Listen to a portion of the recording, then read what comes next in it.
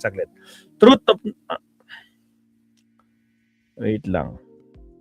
Palacio, umamin na daw, if my crisis are to create management crisis. Tapos ito pang isa, alis dyan, hindi iyo yan, mula isayaw to the impeachment daw. Ano daw? Isaw. Ba't may isaw? Grabe naman si attorney. Ang dami na mga nag-level up, nagiging AI na yung mga kanya, yung mga thumbnail niya. Diyos ko Lord. O Palacio, umamin na. Nako po. O sige, tingnan natin to. Get ready to impress Umamin with na daw Nivea Men Palacio. Cool Kick. Enjoy up to 72-hour protection. Nivea Men is for skin. Okay, like and subscribe tayo ha. Again, like and subscribe tayo mga kakabsat. If my crisis, why create crisis management committee and not anti-crisis? Días, buenos tardes, mga amigos, mga amigas, sa aking mga kayumi sa Usapang Batas. Magandang araw po sa inyong lahat. Ako po ang inyong lingkod, Atty. Rene Bueno. At ngayon po ay pag-uusapan po natin ang isang malalim na pagsusuri sa likod po ng pagbibigay pangalan sa mga government bodies. Partikular na po itong pagpili sa pagitan ng Crisis Committee at Anti-Crisis Committee. Sa diskurso pong ito, ay titingnan po natin kung bakit ang terminology ay may malaki pong implikasyon. Ano po ang nagiging impact ng pagbibigay sa pangalan na Crisis Committee ba or Anti-Crisis Committee sa public policy at political strategy. Okay, tingnan po natin. Parang nasa hotel si attorney ah. May nasa function hall hotel siya. Oh, may nagba-background music eh. Tuloy. Yung konsepto ng crisis management sa ilalim po ng pamahalaan ng ating Pangulong Ferdinand Marcos Jr. Alam niyo po nitong mga nakalipas na ilang oras, marami pong nagme-message sa akin at tinatanong na bakit ang tawag ay Crisis Committee, bakit hindi ginawang Anti-Crisis Committee sapagkat kung gusto nating labanan ng krisis na kinakaharap ng ating bansa, bakit hindi Anti-Crisis Committee? Bakit Crisis Management Committee? Okay, simulan po natin sa administrative law. Sa ilalim po ng administrative law, ang pagbuo ng isang committee ay dapat sumasailalim sa isang mandato, sa isa pong tungkulin ng isang leader. Okay?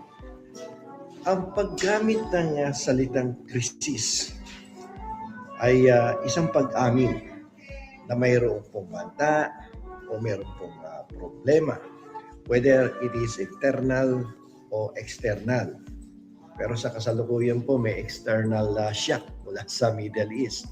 Alam naman po natin na mayroong Middle East war between US, Israel versus Iran.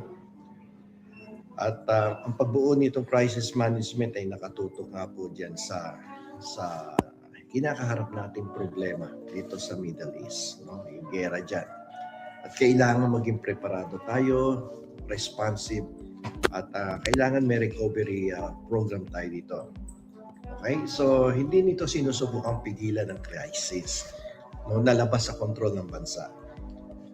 Problemang panglabas yan eh. Pero sa halip, pinamamahalaan nito ang epekto nito sa ating mga kababayan. Magbibigay po tayo ng halimbawa. Yung pagtiyak na hindi mapuputol ang supply ng langis. Siyempre, pati na yung pagkain. Di ba? So, dapat masiguro ng ating gobyerno na tuloy-tuloy ang supply ng langis at ng pagkain sa ating bansa. At basic requirement yan, basic necessity yan. Kailangan yan ng ating mga kababayan. Kaya kailangan kumikilos ang gobyerno at bumuo ng isang body katulad itong crisis management. Okay. So yung paggamit po ng Anti-Crisis Committee ay nagpapahiwatig ng pagharang o pagsalungat.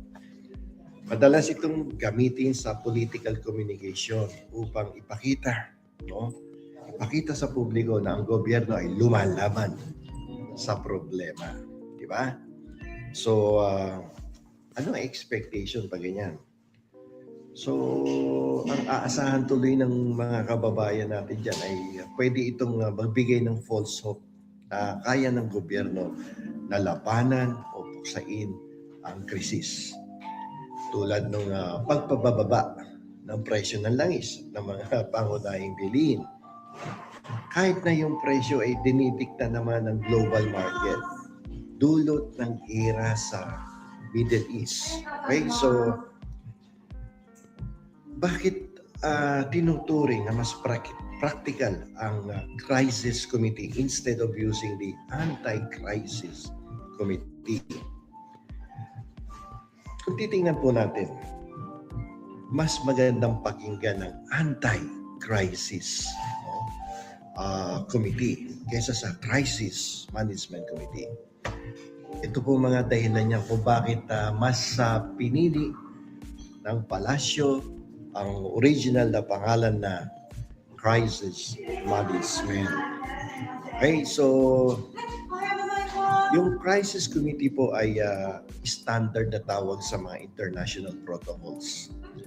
Kapag nakikipag-ugnayan sa ating gobyerno sa ibang bansa, sa mga oil suppliers, yang pong termino ng crisis committee ang nagpapakita ng professionalism at urgency.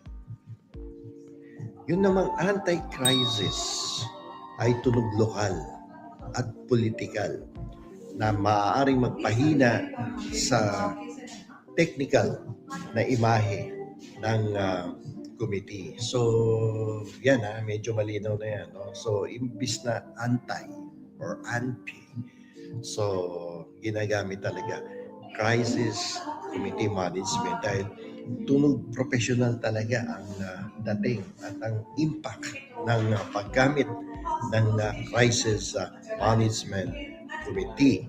Okay? So, ano pa ba? Ngayon, kung tatawagin natin yung anti-crisis, imbis na crisis committee, tatanungin ng publiko, may anti-crisis committee, bakit tumataas pa rin ang presyo ng langis? Bakit tumataas pa din ang presyo ng mga pangunahing bilihin dito sa ating bansa? Alam niyo po sa crisis committee, ang mensahe po ay may krisis at ginagawa ng gobyerno ang lahat para makasurvive tayo. Ito ay kung ating pong susuriin ng malalim, ito po ay mas tapat na komunikasyon. Hindi ito yung nambobola. Dito honest to goodness yung sinasabi ng ating pamahalaan na may krisis tayo pero we will try to manage the crisis. No? Hindi katulad ng anti-crisis, we will try to prevent, talabanan natin, pabababain natin ang presyo. Ayun, may halong pamuto. Ayun. No, kasinungalingan na ang binibigay sa publiko. Okay? So, dito yung focus na doon sa crisis management ay hindi natin talaga pipigilan o pahihintuin yung pagtaas ng presyo ng langis o ng mga pangunahing bilihin. Binibigyan lang natin ng mensahe ng publiko na tayo ay magbibigay ng mas magandang daan upang mas magandang koordinasyon sa iba't ibang ahensya ng gobyerno para sa logistics at sa subsidies, no, at nang mas mapabilis ang pagbibigay ng serbisyo sa publiko. Mas nakatutok dito yung pagtugon, no, ng mabilis. Yung immediate response to the problem that we are encountering at the moment.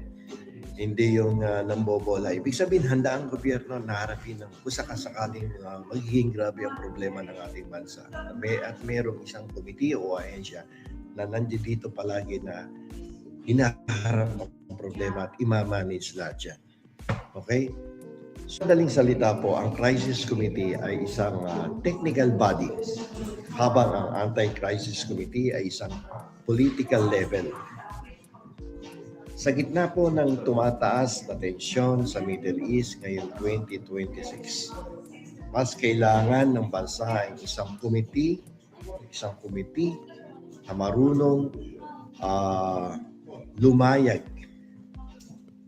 Lalim ng Tagalog, no? Marunong lumayag sa krisis kaysa sa isang committee ang pangalan ay nakatuon lamang sa pagpapakitang gilas. Optics lang.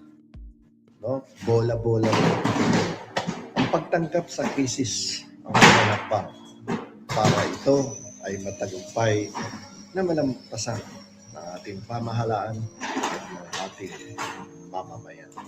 Dito na lamang po, ito po muli ang inyong lingkod, Atty. Rene Bueno. Magandang araw po sa inyong lahat. Attorney Bueno, Lo and the